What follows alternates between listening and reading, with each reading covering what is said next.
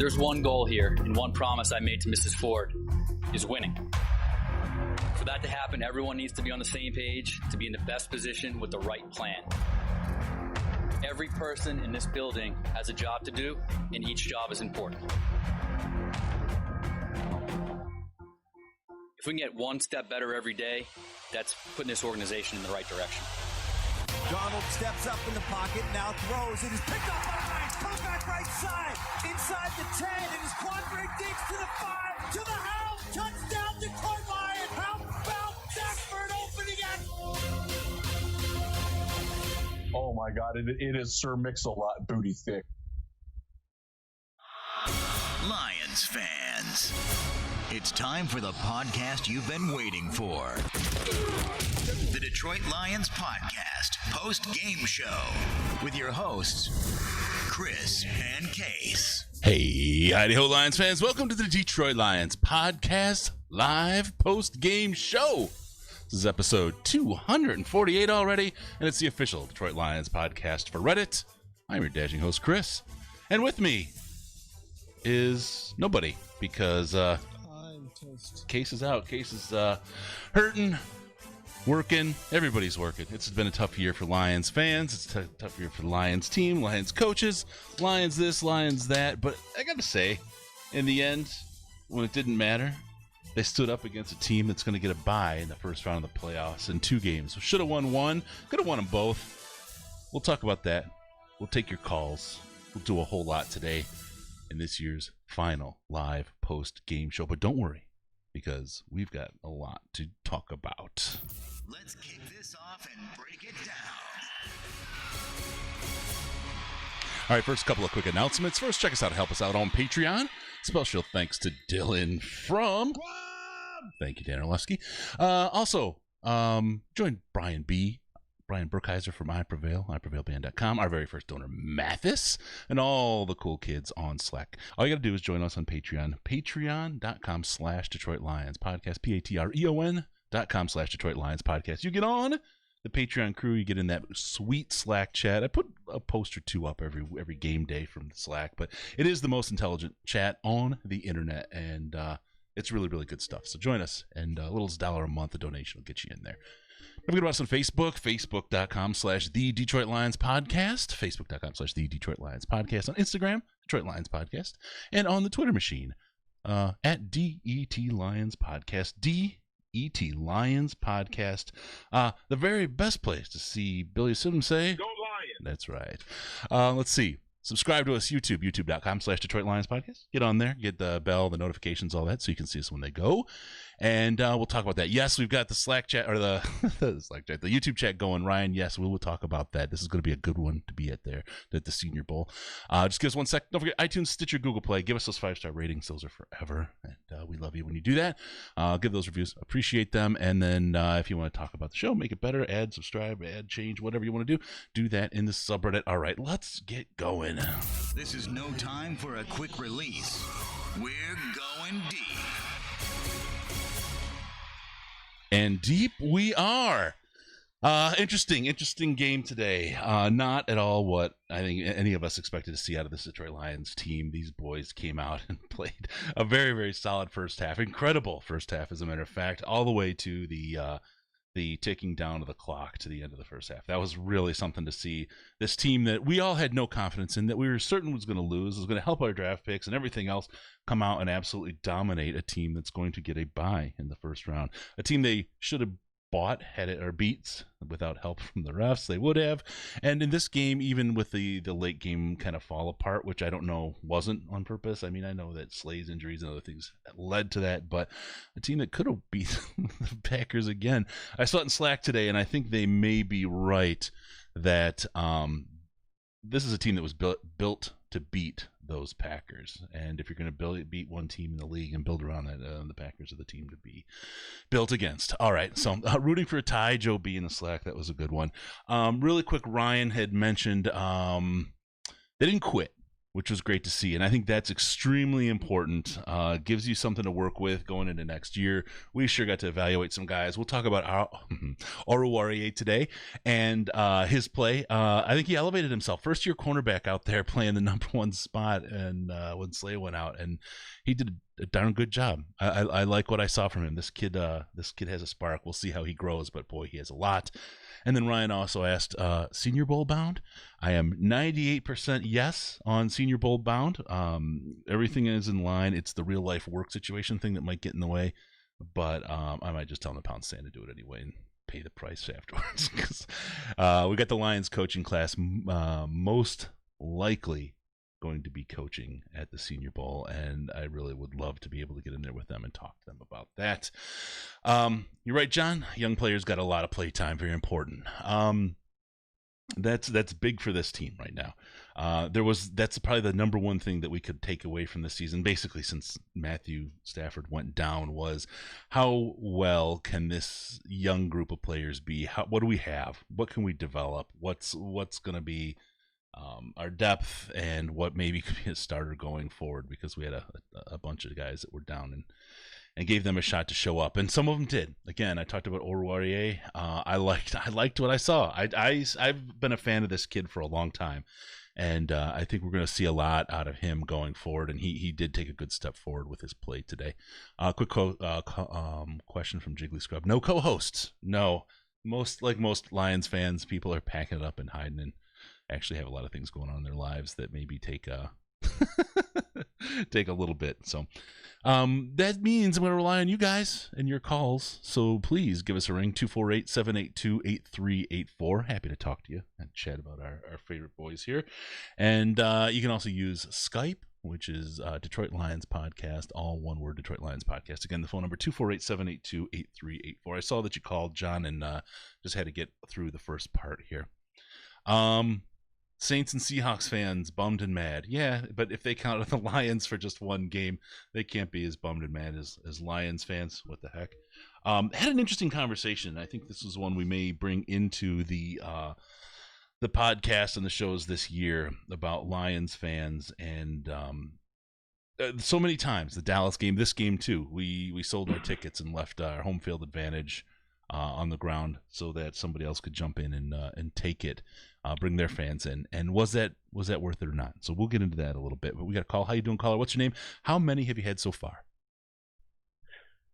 Hey, it's Brian from Hazel Park, but I haven't had it. Hi, how you doing? Haven't had any, but I'm actually on vacation down in Hot Springs, Arkansas, getting ready to go have a 90-minute CBD massage. Oh man, that sounds like something I need right about now. Yes, I told him, I said, I hope you have the psychoactive THC and the CBD oil. I think I need it. You bring the CBD, I'll bring the THC. We'll have a hell of a party. Right. Yeah, and I got to listen to a little. We've been kind of in and out, and I had it on the radio broadcast on my phone, and then I caught actually down here they played the end of the last 6 or 7 minutes. Yeah. For the field goal on the national broadcast. You hear they switched from the game that was just over, so I caught the end of that, and it kind of went pretty much how I thought it would go. But you got one thing, you got to give him credit. I just it's just weird. I don't know if the Marvin Jones son passing had anything to do with it, but it seemed like, from what I could tell, that the team still played really hard, and I don't know if that's Patricia's still getting them fired up to play, because they literally had nothing to play for, but they were out there still killing themselves, and guys playing hurt and everything. It's amazing how they just keep going. But yeah, I saw in the Slack chat there was a lot of consternation about just sit Slay, right? What is this? Is it on the coaches putting him out there so they can lower his stats and give themselves a little bit more contract leverage? I think that's just Slay's heart. And I've been up and down on Slay this year. Mm-hmm. I love Slay the man. You know what I mean? And Slay the lifestyle. Right. God, to live his life, man. What the hell, right? Right. But as a player, he's out there and he's giving it his all. And I love that. And I love him. I hate him playing hurt, but I love it at the same time. It says a lot about his character as a player and so on. I don't think it's on the coaches. I think he could have taken himself out. He could have said, "No, I'm too hurt. There's no way," right? And I didn't see that, but it sounds like he gave up the game tying touchdown. Yeah, they burned him a couple times in a row. He burned him a couple times in a row Yeah. at the end. So, but it's, I mean, again, this is tough, right? You're playing against a team that's really good, right? The Packers are a good team. They got a first round bye. They've had a good season as far as wins, but as far as saying they're a really good team, I don't know. When you compare them to the Lions, I still think the Lions outplayed them in that first game, and For sure. At that point we had beat them 4 out of 5, and I don't know. I think to me the Packers are a fraud. I don't know. I think Rodgers is starting to decline, and if they do anything in the playoffs, it's because they're positioning and officiating and getting breaks, and I just don't think they're that great. I don't disagree. I mean, they're a good team. You can't say, because Aaron Rodgers is just a good quarterback. That's unfortunate reality. Is he a smug-faced little bitch? Yeah, he is a smug-faced little bitch. I don't think he's as great. I don't think he's the 2011 to 2014 Rodgers, though. I think there's a noticeable something's not right with him, and everybody wanted to blame McCarthy last year, but I don't. He doesn't seem better than he was last year, even really. I mean, I don't know. The offense is supposed to be so great now with the new coordinator and new coach and everything, but I don't know. I just don't see it. Aaron Jones has carried that team, and given Rodgers got a lot better. Yep. Yeah, the Smiths, right? But Aaron Jones on offense has just made that offense so much easier for Aaron Rodgers to run. It's just changed and made they both look better as a result of each other. So hey, good for them. Even on that Yep, even on that last play, all it was a dump off up the middle, sidearm dump off to Aaron Jones, and he ran it for 20-some yards. Yeah. Big play, but that was just him. That was something Stafford can do. He does that a million times, throw sidearm to some short, dump off to a running back, but then our guys take a yard or two and fall down. Yeah. That's so different end result. but I got to give it to Carrion too. I mean, I bag on the Lions players, but I mean, the guy's out there on one leg too. With I don't know if he had the knee brace on again this week. I couldn't see, but from the sounds of it, he was running hard. Yeah. He's still out there gutting it out. I mean, there's no. Everybody keeps saying he shouldn't be playing. Well, you got to give the guy credit for the heart to get out there. Guts playing. I seen on Twitter everybody was bagging. He had some people. He was arguing with people on Twitter, Carrion, about they were calling him trash and trash. And he was sitting there, talking to him. And I was like, I just messaged him. I said, don't talk to these dummies. I said, hopefully you can healthy up and come back full speed next year. And because they were saying you're not the number one running back, you shouldn't be on the team, blah, blah, blah, all this and that. I said, you're well good enough to be a number one running back on this or any other team. I'm like, don't listen to them idiots. Yeah. I just get sick of hearing all the negative crap constantly. I mean, it's been a bad year, but sure, to sit there and single out one guy that's gutting it out, and putting it all on the line, for really nothing to gain, really, other than just pride. That's the thing. That's one of the things. I think it just sucks about this team, and I talked about it a little bit early on, and we talked about it in the Slack chat a little bit, that people are bagging on fans for not showing up, right, and selling the tickets, and you could hear them, cheering the confirmation of the touchdown and all that other stuff, right? The Packers fans. But I don't blame fans. I honestly don't. As much as like what we do depends on there being a number of Lions fans, right? There's the podcast, everything else. If there weren't Lions fans, then there would be no podcast, right? There wouldn't be anything. So, but by the same token, so my whole incentive, if you think about it from an economic perspective, is no, you're just not a real fan. You're a jerk. You got to be a fan for always, right? But that's not true.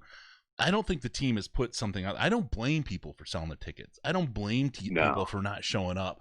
I can't. The Lions have not put a team on there. And Ash made a good point when he said, well, look, the Raiders suck and their people don't do that to their tickets. And my retort, right or wrong, was, yeah, but in most people's lifetimes, the Raiders have been competitive or done something competitive. I remember them winning a Super Bowl, right? I just feel like I can't blame fans for kind of dashing on the team, because the team, the Lions organization, and again, I don't want to personalize it to a player level, right? But the Lions organization haven't given anything to the fans to make them right. I'm going to give up my vacation time between New Year's and Christmas, and I'm going to go spend my time and money at a game. Go spend a couple $100. Right. They just don't give that incentive to folks. It's not there, so I can't blame it. Well, I agree with that the last 2 years, but until they are mathematically or out of the playoffs. I mean, we were at the Raiders game and went out there. I'd never been out to the Coliseum, and I wanted to go see them. We went there. There was a lot of Lions fans there. Yeah. Because they were still in the playoff hunt at that point. Yep. And then we went to the Miami game last year. There was a ton of Lions fans last year in Miami. And the year before that, New Orleans, there was a ton of Lions fans in New Orleans. It's when I go, we do a road game every year, and there's always lots of Lions fans there. They travel really well, Yep. but it's always when they're still in at least by 500 or in the playoff hunt. Yeah. So when they're totally out of it, then they just lose hope. And I mean, I don't blame people. I haven't went to a home game since the Chiefs game. We went the last home game was the Chiefs game, Yep. and we haven't went because we just. You got better things to do. I mean, spend time with family, holidays, and all that. And today I didn't even get to watch the game because we're not even in town. So you prioritize your caught time at the very end. You know what I mean? That's what you do, and you do what you got to do. I don't blame people for that, but I tell you what, next year if they get a top 2 or 3 draft pick here, and the defense comes back healthy, and Stafford's healthy, and they're if they're God willing 8-3 or something. Towards the 11 games of the season, that stadium will be jam-packed, rocking, going crazy. It will be. Yeah, so, absolutely. I'm not worried about Lions fans. I think, there's some negative idiots out there, but, Yeah, I think right now the people that are saying, if you're not a fan and you're selling your tickets, don't jump on the bandwagon. Those guys are voted most likely to join a cult, right? I mean, it's okay. Yeah. It's okay for people to kind of feel wounded and go spend time and prioritize differently right now. I can't fault people for that. So it's just good. Don't personally attack single players. Don't going there killing themselves. That's kind of stupid. That's where I draw the line. This game showed how hard these players care, how much they care, and how hard they try. Yeah, straight up. I don't know. The narrative is always they hate Patricia. Slay hates Patricia. If Slay hates Patricia so bad and doesn't want to be in Detroit and on the Lions, why is he still playing so hard? Why is he in there playing injured? If he's worried about his contract and worried about next year and getting a new contract and everything, why is he playing at the end of the year on a bum knee or bum leg and running around out there and all these guys, if they hate Patricia so much, why are they still playing hard? Is it just because of Marvin Jones factor, with his kid passing, or I mean, what's the reason? I don't know. I mean, that's gut wrenching, but I mean, they're still playing hard, and and it was the last few weeks they were playing pretty hard. Yep. They've only really been blown out once all year. Yep. All right, brother. Hey, I tell you what, I'm gonna get going. Yep. The phone's burning. I burning talk up to you, right Chris. now. Yeah, yeah. Have a great vacation. Good luck. Enjoy that massage. Yep. Man. Have a good. Yeah, I will. Have a good New Year, and hang in there, buddy. All right, thanks, man. You too. All right, see you. Goodbye. Yeah, a good way to start, man. It's easy to be angry right now, and good call. Good chat, man. All right, let's move on. We got another call. What's your name and how many have you had? Okay, I haven't had Brandon. any yet. I knew it. Yeah. You're always the most sober of callers, but I have this feeling that like when the sun starts to go down, you get yourself maybe a 2-finger of Glenfiddich and kind of just sit back and ruminate on the day. I'm thinking about it now that the season's over with, so you never know. Let me see. Let me ask you, do you think you're going to make the Senior Bowl this year? I don't know. Come on. It's Put your still wife up on in the the phone. air, but put your wife on the phone. I'm not going to do that. I'm not going to do that. Well, I tell you what, though. It's a given thing. I even seen Jim Nagy said it's probably a good shot that they will be now in there because Washington doesn't have a coaching staff, right? And the Bengals do, so they would be the man up. They're currently at number 3. And all we have to watch for is if Washington can win. And the way that game is going, Dallas is only up 3-0. Yeah, they're only up by 3. Into the first.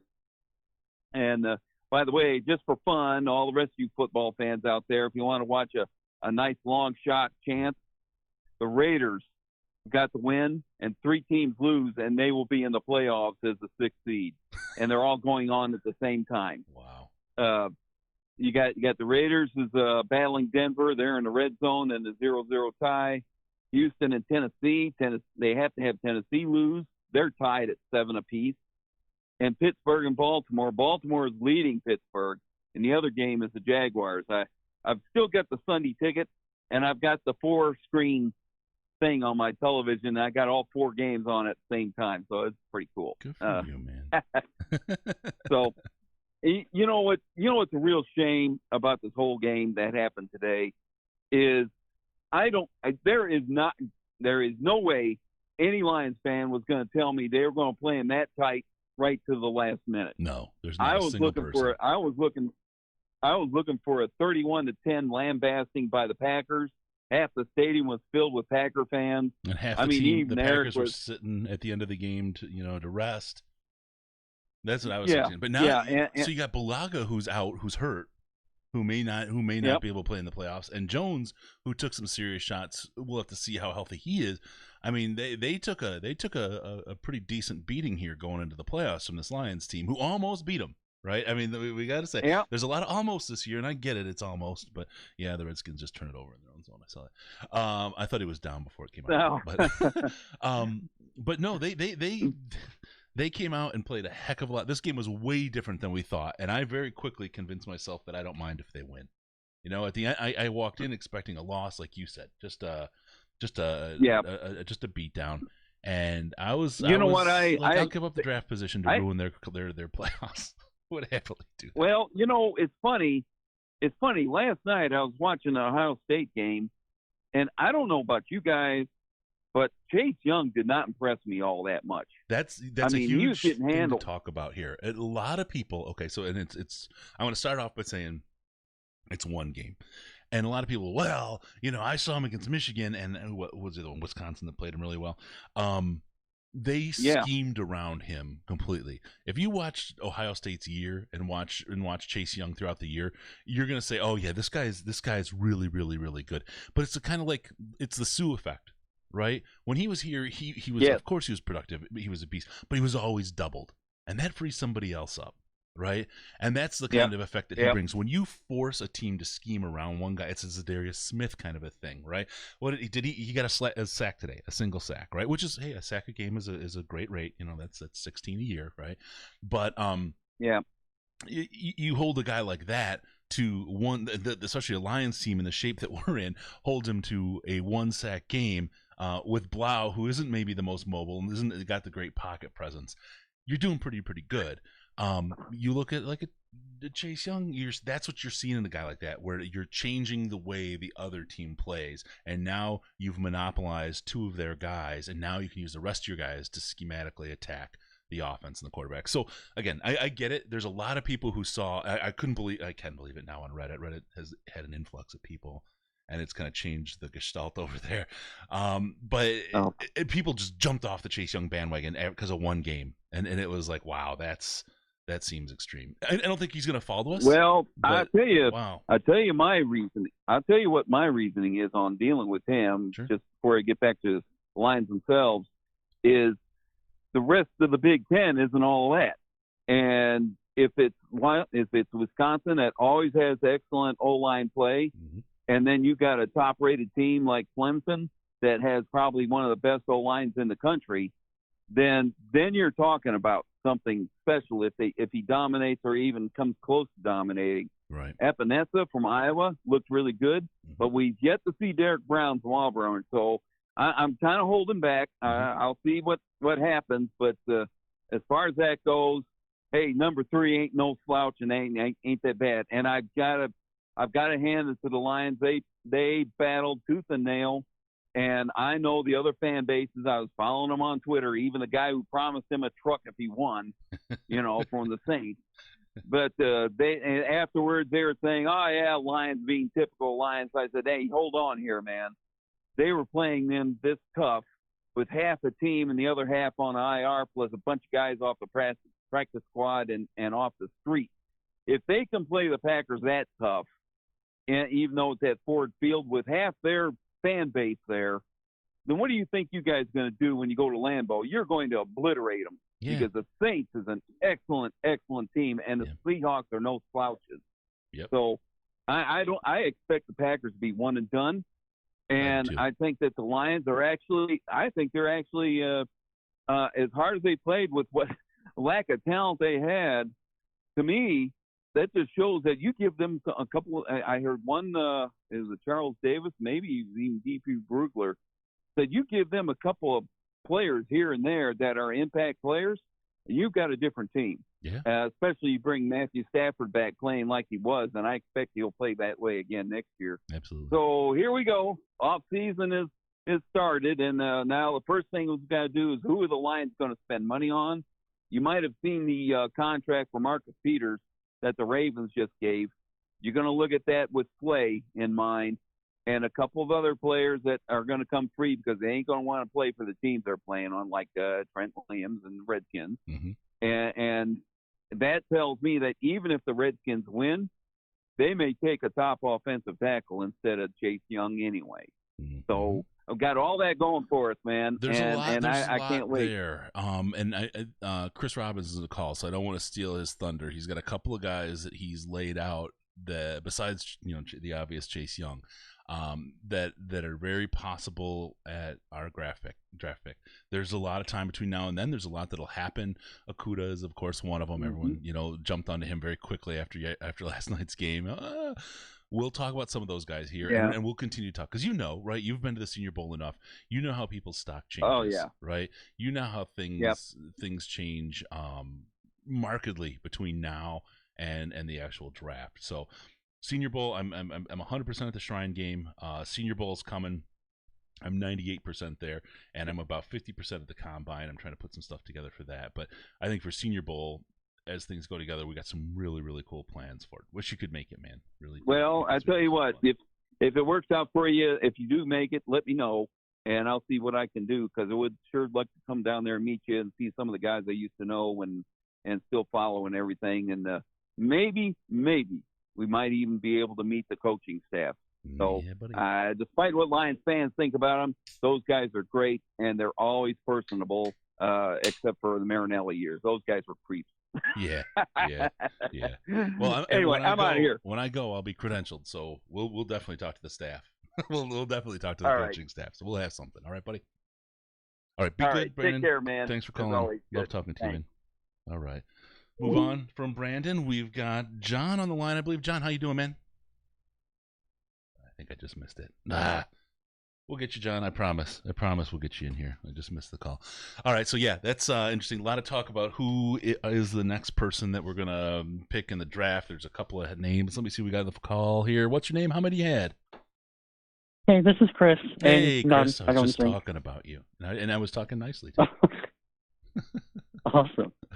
All right, so let me before you jump in, let me jump in on the way I kind of set the conversation up with you and about your call was there's a couple guys that you had in mind that was that were likely possible good solid guys to look at for the Lions pick. And this was, when we were talking, it was anywhere from 3 to 5 depending on how we did today, right? So I want you to talk about some of these guys, if you don't mind. Just kind of walk through each of them and share your thinking on each one and why. You mind? Are you okay with that? Am I putting you on the spot? Awesome. Yeah, sounds great. All right, rock it, man. Cool. So first guy who I actually think might be better year one than Chase Young because he still has a little bit more development left to do is Derek Brown. And he is a defensive tackle from Auburn. And they're playing on Sunday, or not Sunday, the 1st at 1 o'clock on ESPN for those who want to watch. They're playing Minnesota. And he is amazing. He's basically like, imagine Snacks, but with like DeForest Buckner, Fletcher Cox type pass rushing upside. He's incredible. Dude's like 330 pounds, elite top of the line run stuffer. Dude can play anywhere from 0 to 5 tech all over the defensive line. He's played some 7. Doesn't really project on the edge as an NFL player, though, I don't think. But yeah, he has some of the most fun tape I have seen from any player in the last 5 years. He is a remarkable talent. Love him so much. And especially, I just saw the interview after the game where Snacks is seriously considering retirement and he was crying in the locker room. If we get the chance to take a guy that would be better than Snacks has been this year, like in 2019 or in 2020, that would be humongous for our interior defense.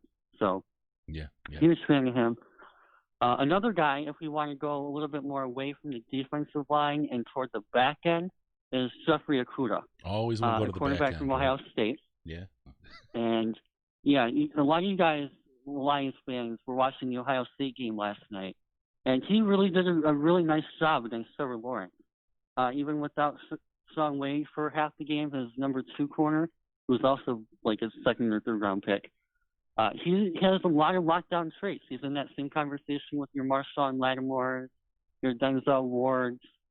I don't necessarily want to say Jalen Ramsey because we all know what he's become at the pro level. Mm-hmm. But that kind of like top 5-ish, top 10 for sure corner. So he would be fantastic at great man coverage guy. Probably could use a little bit more work in zone, and he needs to be a little bit more physical on vertical stems. Mm-hmm. So like we saw that one play where Devontae Adams burned Slay down the field today. Right. Because Slay didn't enforce the boundary well enough. It's actually one of the biggest areas I'd like to see Okudah improve a little bit in. Okay. But otherwise, physical tackler, hard hits. We got to see him knock some guys out yesterday. Yeah. So he and to definitely have a fits our year, mold. and to have a year under Slay, right? While also Possibly, yeah. Oruwariye is continuing to grow and expand. I hate to say this because again, I love the man, and I'm having a real. It's been an effort for me. I'm separating the players and the team and the business from the guys and their personalities. But all of a sudden, in 2 years, maybe you don't need Slay if Oruwariye works out, right? Oruwariye, and you guys love it when I do that. And Okudah work out, right? All of a sudden, you're in a hell of a position at cornerback, and you're not paying a whole lot. All of a sudden, that becomes a pretty cheap room in this on this Lions team. Mm-hmm. All right. Now let me really quick. I want to the idea of trading back with the Dolphins. And your biggest fan is Joe B. You know, he's in the chat. Yeah. He wants to ask about. He said, "I say we trade back with Dolphins." I just don't think that this is viable unless Burrow is on the board, right? I just don't think that the Dolphins are coming up, at least not with anything good enough for us to take away that number 3 pick. I just don't see that going away. But go ahead and tell me I'm wrong, or move on to your next player, whatever you want to do. I just wanted to kind of pop. Okay, yeah. So I have one more specific player I want to talk about because right. we were in that 3 to 5 range. So he's my third guy, and a lot of people I think are going to be upset by this. But there's a left tackle from Georgia. His name is Andrew Thomas, and he's probably the best. Just joking. What? Nothing. Go ahead. Oh, he is probably the best left tackle prospect since Joe Thomas, Jake Long. Like, he is in that, like, future Hall of Fame potential category. So an option, if we want to save some money, is possibly moving on from Rick Wagner. And if Taylor Decker goes down next year, he's had a little bit of an injury history. Mm-hmm. Or maybe we don't plan on Decker being the future there. Maybe we take our 15-year franchise left tackle and like maybe put him at guard for a year if we absolutely have to, right, and work on him at tackle down the road and things like that.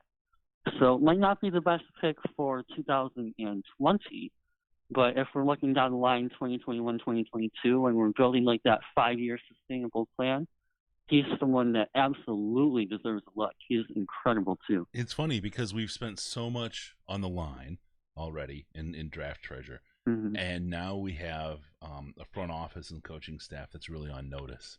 And that really kind of takes away that longer-term thinking, I think. Yeah. Maybe not. I mean, it depends, the character of the people that reside in those areas. But when your job is on the line, you start doing everything you can. Your thinking turns to more short-term than long-term. I'll tell you, there's something that used to happen. People aren't going to care about this because it's not football, but it used to be in Germany where companies they didn't work quarter to quarter in the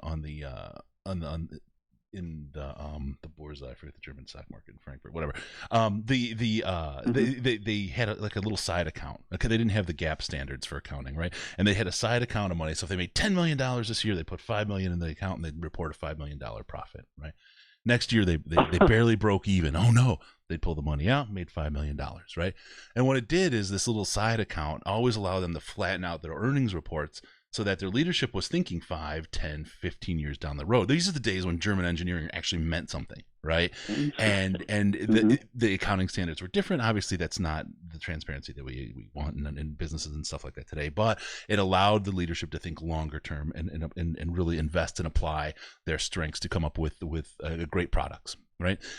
But the problem, what happened is right around when Daimler did the Chrysler purchase, they had to go to GAAP standards and international accounting standards. So things changed a little bit, and that went away. And so their leadership started having to work quarter to quarter to quarter. And you'll see German engineering today is something completely different than it was 20 years ago. It means something, it still carries a little cachet, but it doesn't mean what it used to as far as quality and longevity of products. And I'm now going to take that and apply it to the Lions. The idea of a change in thinking, of thinking 3 years from now versus I got to get through this year, creates a situation when where you make different kinds of decisions, good or bad, right, for the organization. Yeah. And that's where I think this idea of giving them a win or die kind of scenario isn't a great way to build longevity in your team. So I'm interested by the pick.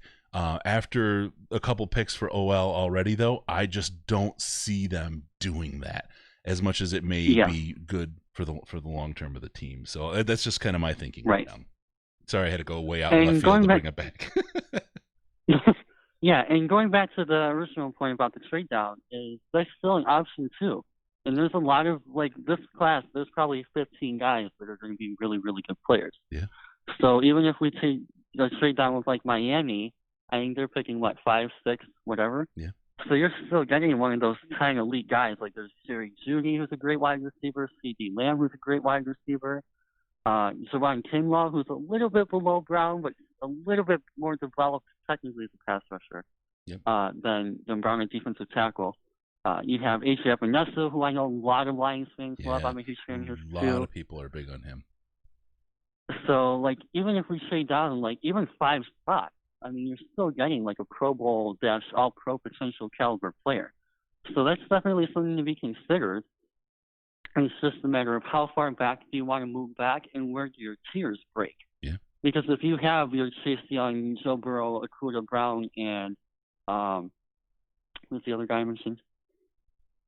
Thomas. Yeah, if you have those 5 guys in your own top 5 tier, then you probably want to stay in your top 5 to get your top tier player.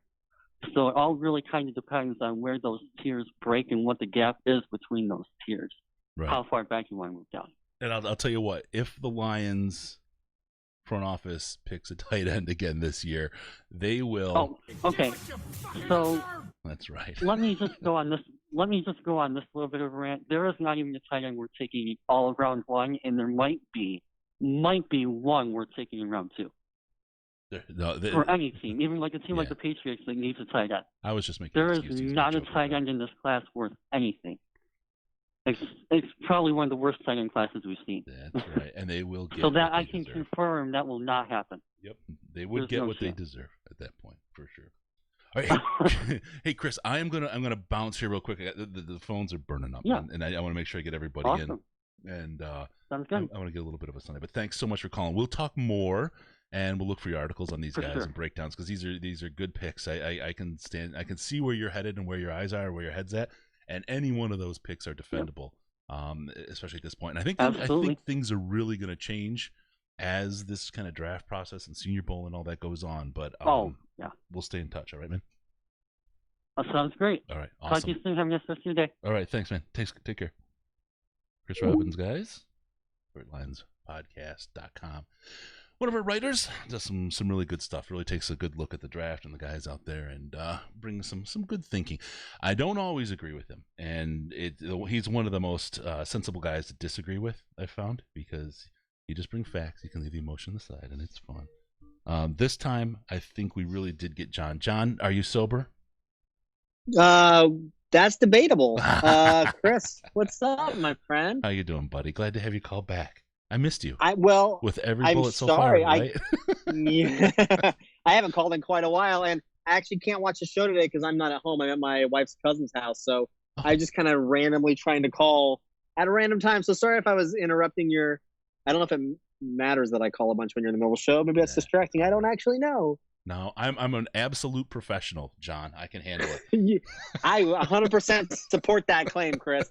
And I have no idea who all's called in or what you've all talked about so far at this point. You can bring it. It doesn't matter. We can make anything that you bring work, John. I got to slip in my Joker drop. That made me happy.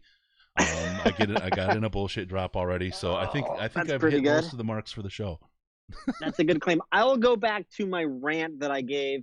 I was in an argument with my friend who's a Packers fan. I'm still in this argument in a different Slack channel, actually, with a bunch of jokers about that. The Lions, I believe, are the better head-to-head team against the Packers in recent years. And it doesn't look that way this year. Right. But let's be fair. We should have won the first game. Literally, the refs had to march them down the field for like 14 free points for it to even be close. And this year, we literally almost beat them with a whole team of second stringers. So I'm fairly confident that next year, given a healthy Lions team, we sweep the Packers. So that's a minimum, Jeff Risdon, of 2-14. You can book it right now. I don't disagree. I mean, if this team came that close to beating the Packers twice, we will own the Packers for a long, long time to come. This was crazy. This was crazy how this team performed against them this year. And I think it was you. I mentioned it earlier that it was in the Slack and said this team was built to beat the Packers. And if you're going to be built to beat one team in the NFC North, that's the one to beat. That's completely my thesis. If you go back the last few years, it seems like we've really had their number on offense and defense. We seem to execute against them. Generally, I don't know. Our defense is bad all year, except we make Aaron Rodgers look off all game. But it's not like one game. It's every game we play against him. I really think it's something, the way that Patricia schemes up the defense or the way they do something just seems to frustrate Aaron Rodgers. And it comes down to, the tiebreaker, right? I mean, if you're the Vikings this year and you beat the Packers twice, it's a different division, isn't it? Right? I mean, that's, I think, the thinking. That's the thinking behind, focusing on the number one team in the division. And I have a feeling that's probably, it's a different mindset how they do it in New England. But I think that's probably very similar. Who's the best team in our division that we're going to play this year? Before they get a chance to surpass us, let's make sure we're built around beating them, and we'll win the rest of our games with the players we have at that point. But once we take away second best, we're going to be the best. Guaranteed. Well, that's the step we missed, was winning the rest of the games. But seriously, I really like, if you go back in every game against the Packers for the last, I don't know, probably 4 years, this is not even just under Patricia only. We literally have been the better team almost every game for almost the whole game. And the times that we've lost have been on these fluke plays like face mask Hail Marys. Even going back to that first game, even for that game for the division in 2014, that came down to a special teams fiasco punt return thing and not containing Aaron Rodgers. And Stafford played better than Aaron Rodgers, mostly stat wise that game, if I remember correctly. And a number of things, it was kind of fluky to lose that game even that year. And, it's anyway, in the last, like I said, 4 years or so, I feel like every time and this is not an overall we're better than them, but I'm just talking head to head matchup. Yeah. I feel comfortable taking the Lions to win the game. All things considered, we swept them last year. We should have won the first game this year. This second game shouldn't have even been a game. The Lions have nothing to play for. The Packers have everything to play for. Right. And they barely win this game. We had to literally hand them the ball back because we didn't even run the ball. Yeah. Which I honestly don't know if that was intentional or not. I really wonder if the coaches are give them the ball back. I'm sorry, was this the year where we tried to let the Packers score a touchdown and they sat it down to kick the field goal instead? Was that this game this year? Oh God, you're trying my memory. I haven't. I feel like that the happened Packers in a game this year. Usually, that happened in a game this year where we were gonna let the team score in order to get the ball back with time. I want to say that was the Packers game this last year, right? And they ended up Jones sat it down on the 2-yard line and they kicked the field goal to win. But I don't know. I'm pretty drunk. Who can say? Point being, I really do feel like we have the Packers number, and a healthy Lions team next year can totally sweep them. Which is funny because I feel like we don't have the Vikings number. So I feel like we're built to beat the Packers. We're built to lose to the Vikings, and the Bears has kind of been a toss-up for the last couple of years. Yeah. Which is sad. I really would like to beat all those teams. God, we will. It'll happen. We know it will. It's so hard. It's so hard. You got to think, the whole regress to the mean thing.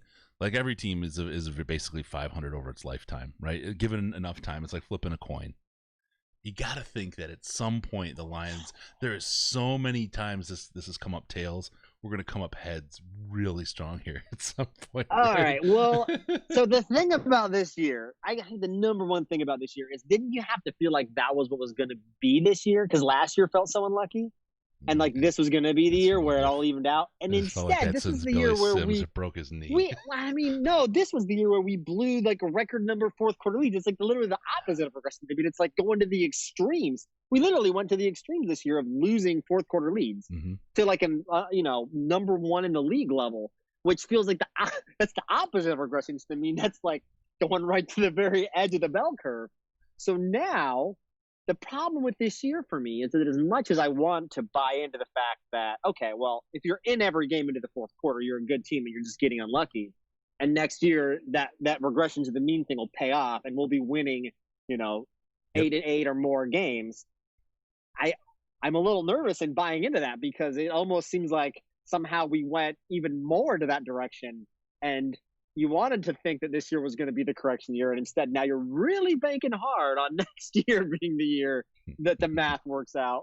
And it might not be that it's so much of a fluky thing and it's some kind of inherent flaw with Patricia as a head coach. Yeah. And that's the thing I hate most about this year is that it has actually kind of sucked away a little bit of my like confidence, hope for the next year. I mean, I'm still sure that by like May of next year, I will be 100% Kool-Aid drinking, all in. We're gonna win the division.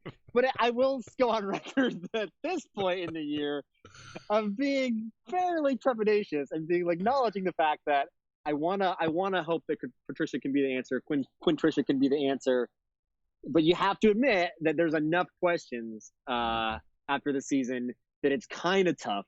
I can respect the fans that are like willing to be like, no, like they've shown their stripes, and it's just one. They're just sinking another year down the drain next year. I don't personally believe it. I'm willing to maintain the hope.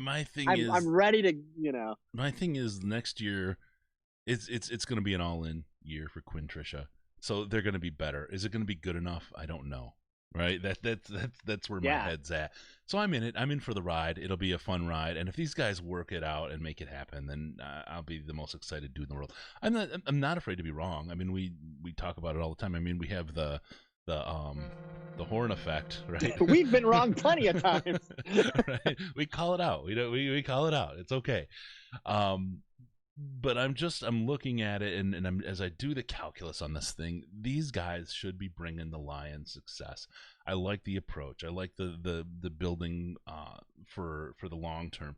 I think it's a mistake to give them an ultimatum, especially in year 3 for the coach. I think it's so short. It's a little early, but when you go 6-10 and then you go 3-12. Hey, can you believe that idiot Jeff Risdon thinking we would win 5 games? Boy, what is that about? Boy, what a jackass! Oh my God, Riz. Right? 5 games? What a jackass! Come on, man. No, people but seriously, lit him up for that. He was way off. Oh man, yeah, that was. I'll admit, I thought he was way off too. I didn't think this team would finish under 800. I thought he was crazy. That's the thing. I thought he was just being like controversial. But let's be honest. Look, going into the Packers game, we're 500. We're like 3-3-1 or 2-3-1 or something. Yeah. They should have won that game. The refs stole that game. That broke the team's spirit clearly. And like I said, we're not built to beat the Vikings, so that Vikings game was just depressing. Both Vikings but after games, that, they're one hell of a team, right? But that first one was team. In this, I feel like in the same way that we are built to beat the Packers, somehow the Vikings are built to beat us, right? The way that their running game matches up against our line, the way their defense matches up against our offense, they get like 30 sacks a game against us. It's just, well, I don't know. Somehow, I think it matches well against us. I think their defense is built to murder people. I mean, I really believe that. No, now the nice thing is specifically us. Yeah. The nice thing is their defense or their team is going to start being dismantled because they can't afford it. And this is it. They're basically right up away. against. They're up against the line at this point. The same thing with the Bears too. Are gonna. The frustrating thing about the Packers is that they seem to just constantly keep being able to build the team, And like they don't ever hit that wall of like, well, you've been all in. They're never all in. They're always just consistently able to keep signing good players no matter what. Yeah, that's the frustrating. Frustration. This year, I think it was Aaron Jones that saved Aaron Rodgers.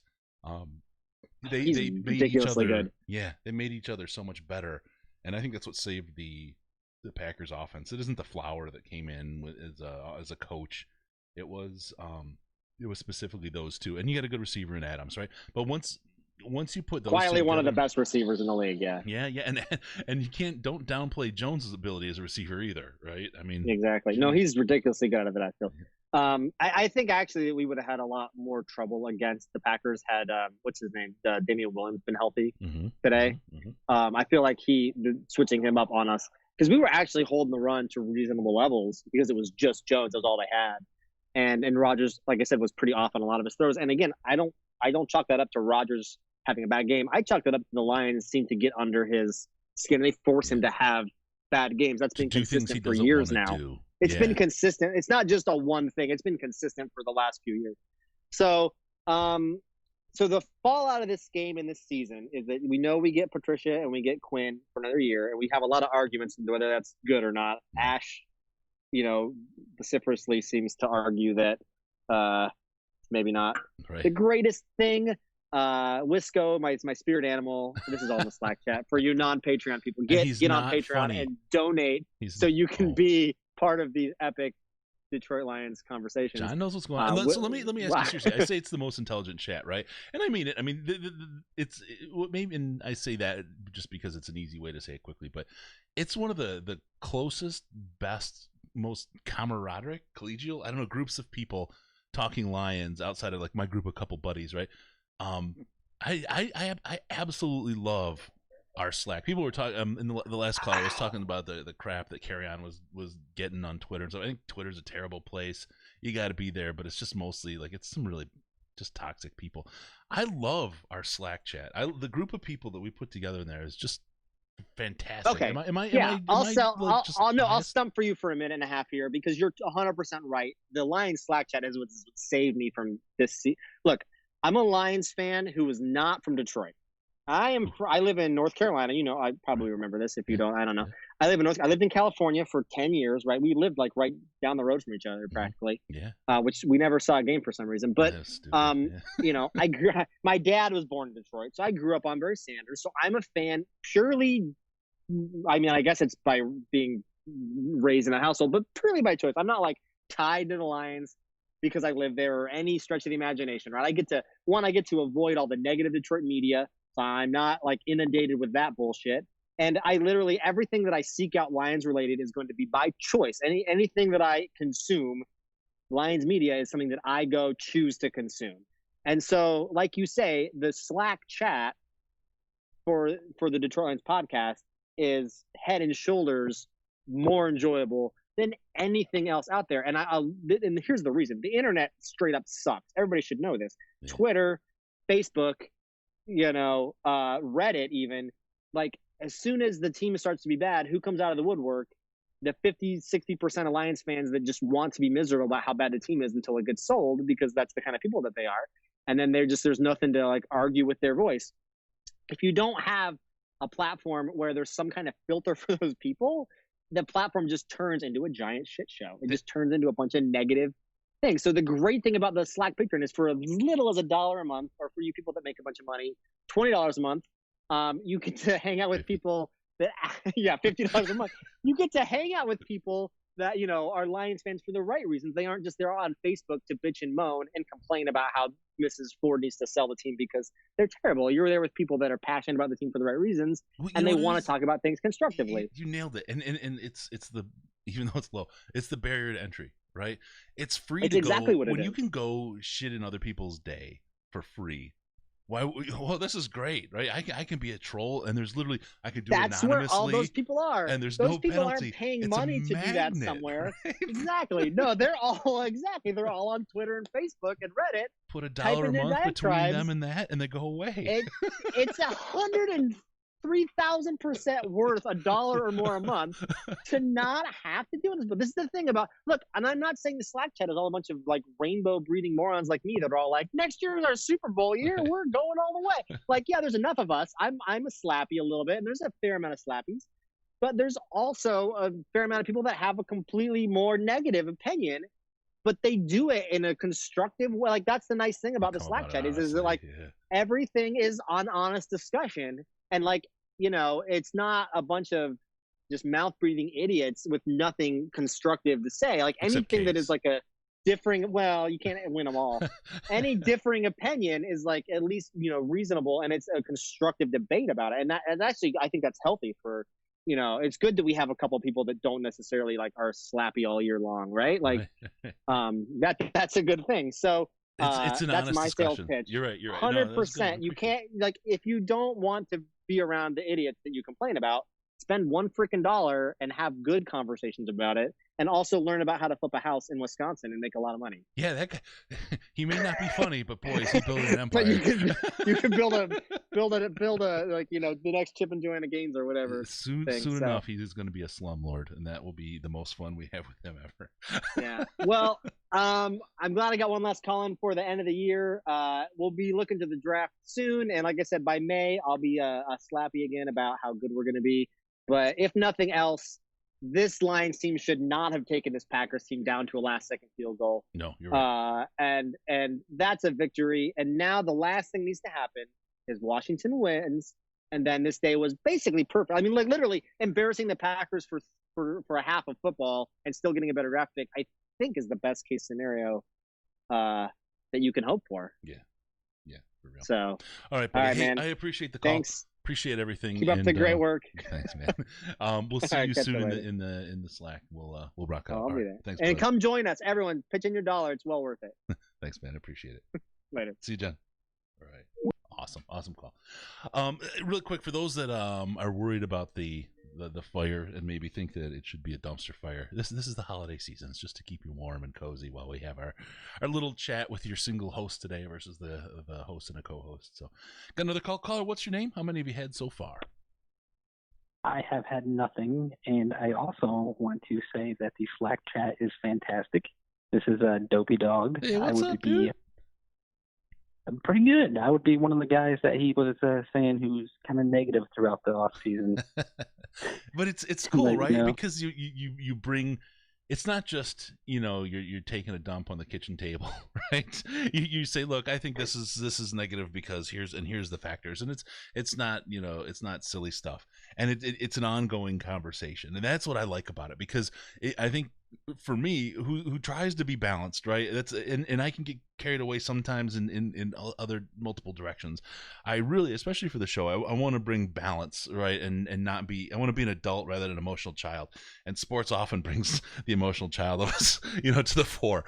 So having someone like you, having someone like John, and being able to balance and see these multiple viewpoints well presented in a good conversation, I really appreciate it more than anything. It's the one thing that has made this year.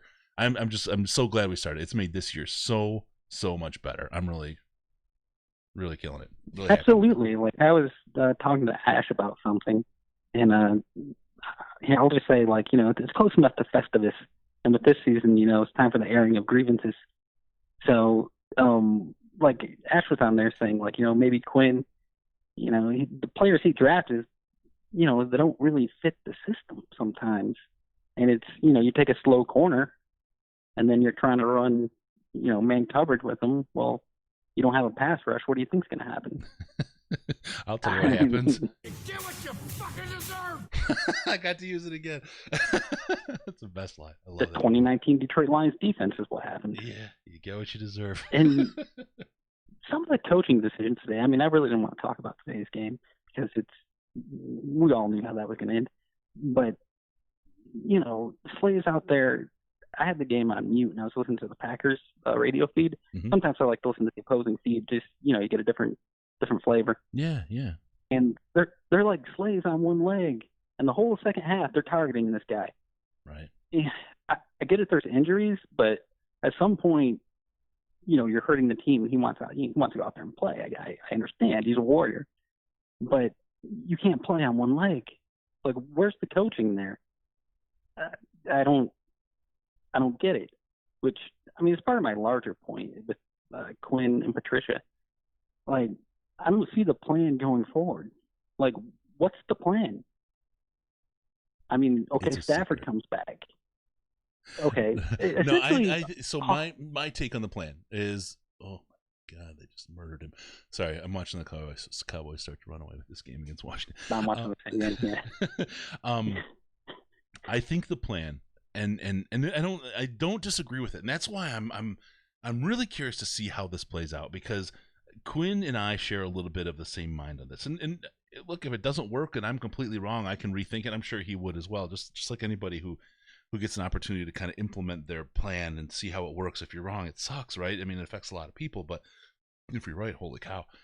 The idea that so many times we've tried to build this team on one or two players because we draft really, really high, and we try to put a couple of stars in, a couple of studs in there, and we have nothing anywhere else. We have guys that wouldn't play in the league at all the rest of the positions, right? We've done that for years. For the last, before Quinn, for 15, 20 years ahead of that. That's what we did with this team, and it never worked. The idea that we've spent time, I know we're not winning games, but I would arguably say, every team has gotten better. The game across the board has improved, right? Teams do better or worse, but it's all relative to the raising bar and how good teams are over the course of time. You put the Super Bowl winning Dallas Cowboys from the 90s on the field against just about any NFL team today, and they'd get destroyed. They would absolutely get raped, right? I mean, because the quality of the game has improved. The quality of the players has improved. So everybody's better every year.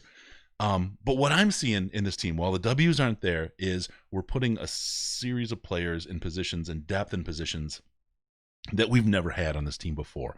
What we're missing are those studs, those guys that really, we don't have the Calvin, we don't have the Barry, we have Matthew Stafford, but this year in particular, he was out for a number of games, injured, so we didn't even have him to help, carry the games. Where we're at now, and especially where we are with our cap right now, we're in a position where we can start adding those studs and have players that would see another NFL team if they left Detroit, which is a complete elevation of this team. And I think what that translates into is those wins over those losses that we didn't have. Again, I could be completely wrong, right? But that's what I think. I think that's what Quinn's plan is, and I think that's where this team is going. And if I'm wrong, I'm wrong. But I just can I have the counter argument? Yeah, absolutely, you can. Okay, so people keep saying the cap space. What I've seen, we're middle of the road cap space, and I realize there's some guys that can release, like Marvin Jones and possibly Snacks, things and like 3 that. years, just really quick, I hate to interrupt you because I want to give you the time to be able to speak to mine. But 3 years ago, we were completely upside down cap space. We're where Minnesota is today and Chicago is today without the talent. Right. I mean, so where we started from to where we are today is completely different. So I know we're middle of the road, but that's a huge, huge improvement. But go ahead. Sorry, I'll stop interrupting you. Right. But I mean, ultimately, Quinn's been here for 4 years now, and you're getting another year. So I mean, this is the team that you built. So it's not what you inherited at this point. You turned over the entire roster. These are your guys. Like that's this is what he built. I mean, there's no more. Hey, I inherited this or I inherited that. This is the team that you built. You are held to this responsibility. So if you're middle of the road and you can release some guys, other teams can release some guys. So, you have middle of the road free agency. And how has Quinn done in free agency? Mixed results, kind of so-so, maybe average. And I'll accept that, but we could talk about that. That's probably a whole segment itself, right? It probably is, but I mean, like I said, I'll accept it. I'll go with it. I'll give it to you and let you. Okay. So if you continue with that, you go out and sign maybe a big time player, a receiver, or maybe a linebacker, which you seemingly can't seem to fill, even though you keep drafting them. Or you trade Slay. Well, now you have another hole. Right, and that's a big hole to fill. See how you can fill all these holes in one off season. So if you're told you need to be competitive or you're gone, if it was me, I would be trading my draft picks for established players. Because I would be trying to win now. So you're right. And that's, it's an interesting position. And this is going to, again, I kind of talked about longevity of thinking, the idea of win now or building a team over time. And the idea, that they gave them the win now mandate, right? I think that was a mistake from Lions management. Even if it is a win now year, and Martha Ford and the Ford family says, look, to themselves, right? If they don't do it this year, Quinn and Patricia are gone. If that's their thinking, I don't think you share that, because you want your GM and you want your coach to feel like it's in their interest to build a good team for the long haul. I think you shorten their thinking right now, and maybe you get into that position where you kind of do go all in. You trade away draft picks and you sign that guy that's got 2 years left, and maybe you get a year out of him. I think you don't necessarily set your team up for longer term success by telling your management there. The reason I think they did that was for the optics, for the fans, right? And because I think they're feeling the heat. The family is feeling the heat about their ownership, right? And what's the best, the whole thing, prepare 3 envelopes, right? That's kind of where what they're feeling right now. Let's throw these guys out, because that buys them a number of years after Quinn and Patricia are gone to blame a new GM and a new coach and deflect the thinking away from the family. Right. I think it's more a public relations move to put that out there, and I think it's detrimental to the team in the long haul. Which from fans just want results. They want to win, and Lions fans haven't had that. Right. We talked about Raiders fans at least having had success historically. It's a really crappy place to be a Lions fan with a team that just hasn't delivered that success and that happiness, and it's just hard to be a fan of the Detroit Lions. If you sign up for it, you got to know what you're signing up for. You may never see it, right? That's something you got to actually put in your head and think about. It may never, ever happen. And if you look at historical, precedent, you wouldn't be wrong in saying that this team will never do it, right? But by the same token, part of being a fan is cheering, and especially in this the States, we love an underdog. It's kind of part of our DNA. Being a Lions fan is something. I remember Wings.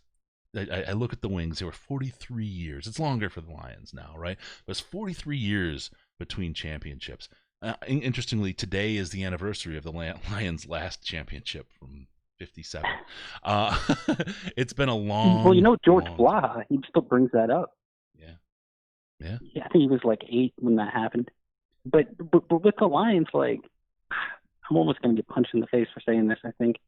But, the one time they tried to get ahead of the curve of the NFL when they hired Matt Millen, because, that was unheard of. You're hiring this TV guy to, come in and be a GM. Yeah. But even he fell into the same trap of where, if you look at the teams that are successful, they have innovative coaches. Every time the Lions hire somebody, they're trying to rehash somebody's system. Like Jim Schwartz was trying to come in and be Jeff Fisher. Mooch was trying to be Bill Walsh. Everybody's trying to be somebody else, right? Yeah, well, now you have so many teams that are running this Patriot system. It's, teams that have adapted and built, counters to these defenses because they've seen it. Multiple teams are running it. And not only that, but you're drafting from the same pool of players. Maybe that's why the Patriots aren't as good this year, because now they're having to pull from the same pool of players. And you just keep trying to rehash instead of getting somebody completely different. And maybe the league has finally figured them out. You never know, because that's been said before about them, and they continue to rise to the top. But it would be such a Lions thing. We've seen this a million times. Mariucci, everybody. We're trying to be something that we're trying to reclaim past glory, right? Whereas, you see guys come in, the Rams, for example, come in with something completely new. They got figured out pretty quick. Harbaugh got figured out pretty quick in the Niners, right? When they had their little burst to the top. It's interesting. So we'll see, and more to talk about, right? I got a couple people trying to call still, so I'm gonna let them come in too. But man, appreciate it. We'll talk more. I know we will, and I think we're gonna do a lot of live shows in the off season as well and take people's calls. I had a really good time with Riz this last week, so join the Slack chat, everybody. All right, brother. We'll talk to you. Thanks a lot, man. All right. Got another caller. Let's see if we picked him up. Hey, caller. Looks like Joe's your name. How many have you had so far? I haven't had too much to drink. All right, that's cool. But there's a couple things that I want to talk about. Sure. Last caller. Yeah. I mean, I agree with him in some instances, but like you said, the cap space that we have now compared to where we were, 3-4 years ago, we've come a long way. Oh yeah, we got a lot of draft or cap space to sign some good players. And that's I think this is Detroit. It's like a multivariate, but there's we had a couple guys with super high talent, and then the rest of the team were guys that never played anywhere else, right? Where we had no money to spend to get the guys that we needed. Where now we have money to spend, and we have a team that's pretty level across the board, right? And I think when we push that money to spend down, we'll have an overall more talented team. The problem I fear is that maybe this isn't the year with free agency to get that. And that's the one thing that makes me the most nervous about giving them this short time frame, because now it's like, okay, you got to spend that money that bank account that you built up right now, and especially doing it right ahead of the CBA. God, it makes me nervous. Then again, maybe the cap gets huge after as a part of the CBA. So we'll see. I don't know. Sorry, I jumped in on you. You called and you had a lot to say, so I'll stop talking and let you go. Yeah, no problem. I mean, I know that BQ, he also did another good thing. He gave us a lot of depth. Yeah. He gave us a lot of depth. I mean, if you look at all of our games, we've been competitive when Stafford went down, even when we had the defensive linemen at the beginning of the year go down. Yeah. We've built a lot of depth on this team. Everybody said we wouldn't win without Stafford, and we didn't. Yeah. But we came close. We didn't win, but very close, right? It was better than I we ever were thought. A lot more. We were a lot more competitive than what we could have been, 4 or 5 years ago, under the old regime. Absolutely. I'm going to give these guys one more year. Yeah, that's where I'm at. One more year. That's where I'm at. And I didn't think that Matt Patricia was ready to be a head coach, and I think that this year he kind of figured out what he needs to do and where he belongs and where he stands on that team as being a head coach. Yeah. How to inspire his players a little bit better, how to work with the media a little bit better, how to work with the organization, the community. I worry. I think that this year he kind of figured it out. Yeah, I agree, and I worry about this because what if next year we just miss the playoffs? Right, and then it's like one of those things where, well, if we didn't make the playoffs, we said we were going to fire him, and he figured it out, and they figured it out, and they were just poised to make that big. You know what I mean? It would be such a Lions thing, right? Yeah. But I want to talk about the defensive coordinator, Paul Pasqualoni. Yeah, he either needs to retire or be let go.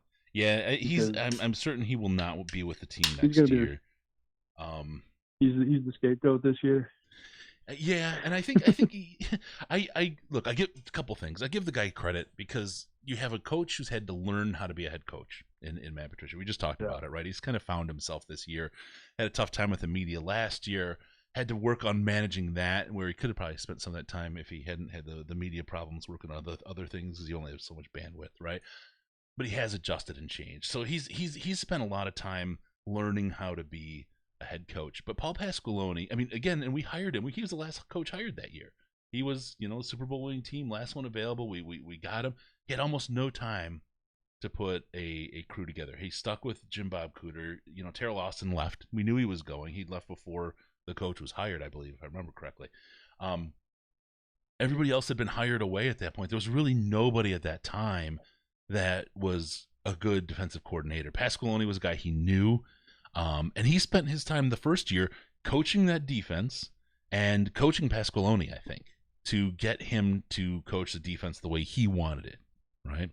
And I think this year you're seeing Pasqualoni, his growth as a defensive coordinator in the Patricia system. And, not the greatest results. Sometimes it's been working well, other times not so much. A little bit of a gap, but you're not seeing the head coach as involved this year as you did last year.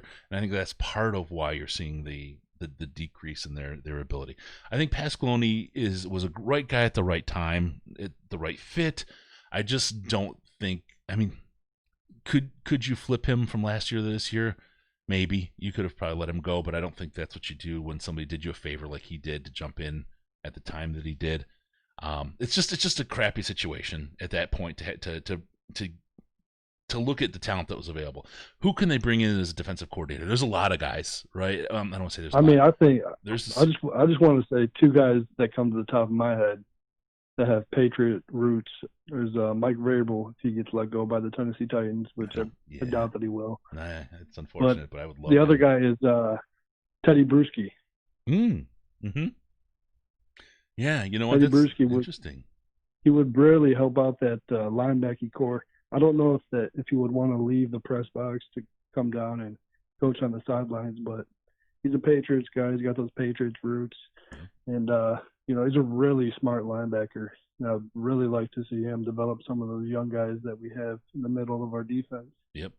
Riz put together, and I'm sharing Brandon's thing from the YouTube chat. He put together an article in Lions Wire that has a list of possible defensive coordinators out there, and it's a little early, I think, maybe to start looking at those names, but it's a good place to start for sure. I definitely recommend checking that out. I don't remember. Over. Well, yeah, it is over now.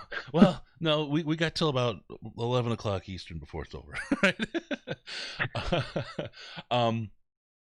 There's a guy that people have talked about, and I don't remember if he's in Riz's article, Wade Phillips. I would love Wade Phillips of 5 years ago. Wade Phillips of today, not that he's a bad defensive coordinator. I think he's done. I think he's what is he, like 75, 77? So he's I'm going to look it up right now. He's an old guy, right? I think he's just done and wants to chill. I'm looking this up right now because I know he's an old fella. He's born in 47. What does that mean? 72. Okay, 72 years old. He's too old. Yeah, right. Some young blood in there. But he would be great. I just don't hiring these old guys that.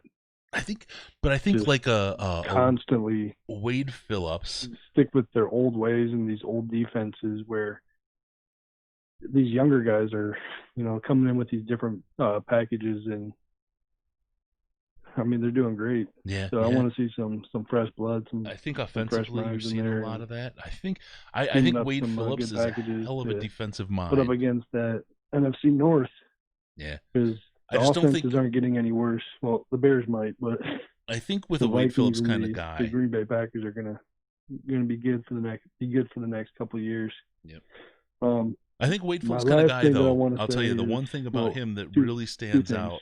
I think is for the draft, trading back, getting Isaiah Simmons. I think that he could definitely help out the defense. Put him in like a Viper type position where he's floating between a linebacker safety spot. Send him off the edge a little bit. I think that he would fit Patricia's scheme pretty well. Yeah. And then my last thing that I got before I hang up is really I want to send condolences to Marvin Jones and his family. Yeah.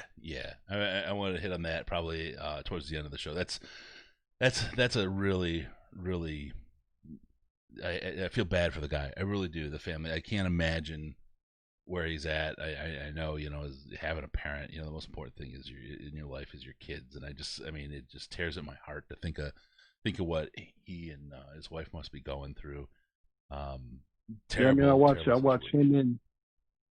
him coach his kid with Phillip Rivers over in Poway. They coach a flag football team, and that team's pretty damn good.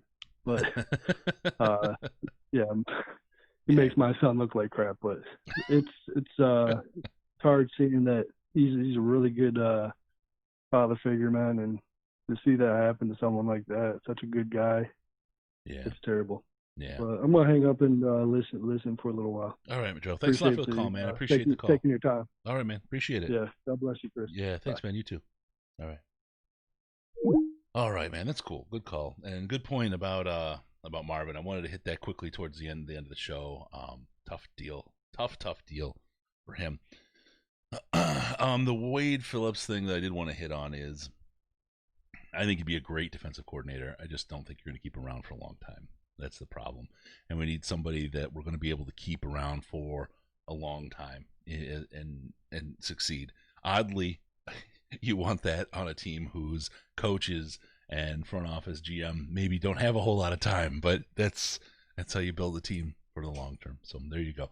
All right, we're running a pretty long show here. I'll kind of get ready to close it out a little bit. We'll take another call if we get one here.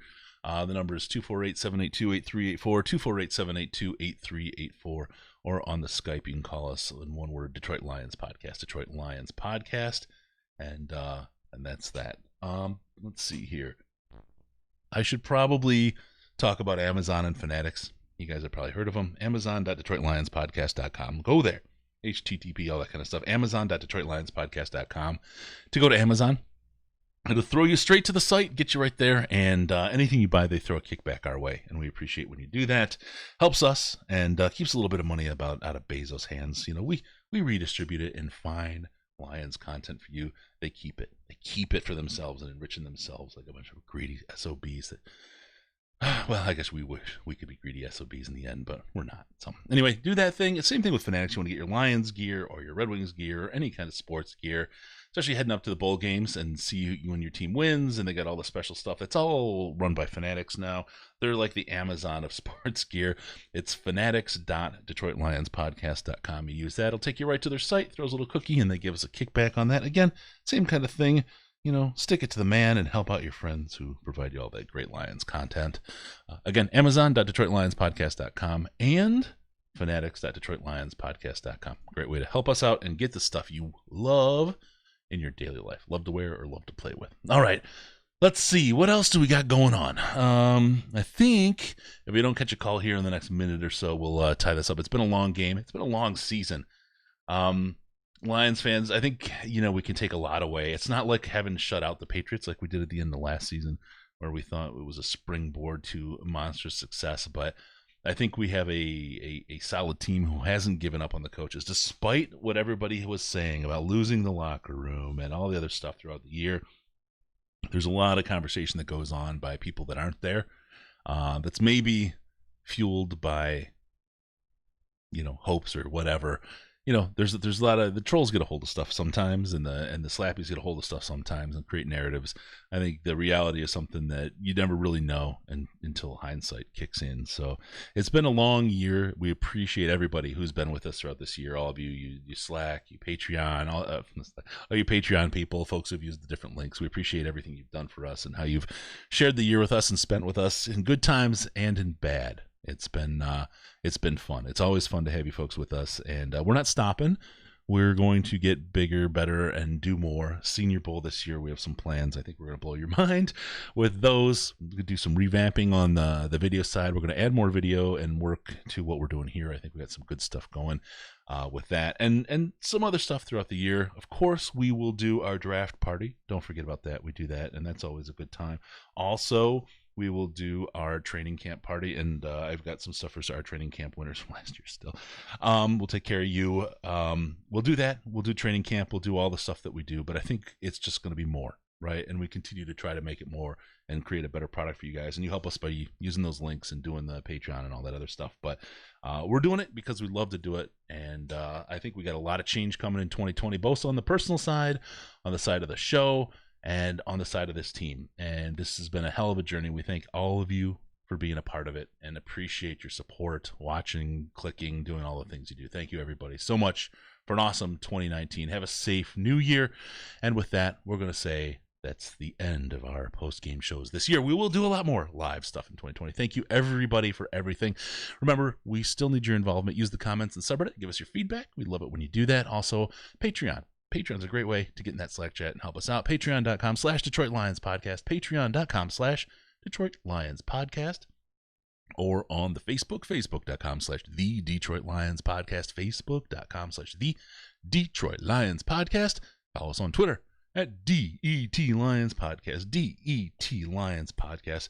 It's the best place to see Case. I love Zach Center saying things that are completely irrelevant. Give us a call via Skype at Detroit Lions Podcast. All one word, Detroit Lions Podcast. Call us on the Lions line at 929-33-LIONS, 929-335-4667. Leave us a message. Get on the show.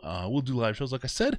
Also, go to DetroitLionsPodcast.com, click on all the ads, and subscribe to the podcast so we can come in your ear holes automatically. Thank you, everybody. Thank you all for your support. Brandon, Mike, everybody, you guys are the best. Thank you for tuning in. We're going to see you next time on the Detroit Lions Podcast. Remember, no pants, no toasters, no hot tubs. But sometimes we feel like we need them. No problems, because we're your Detroit Lions and Reddit connection.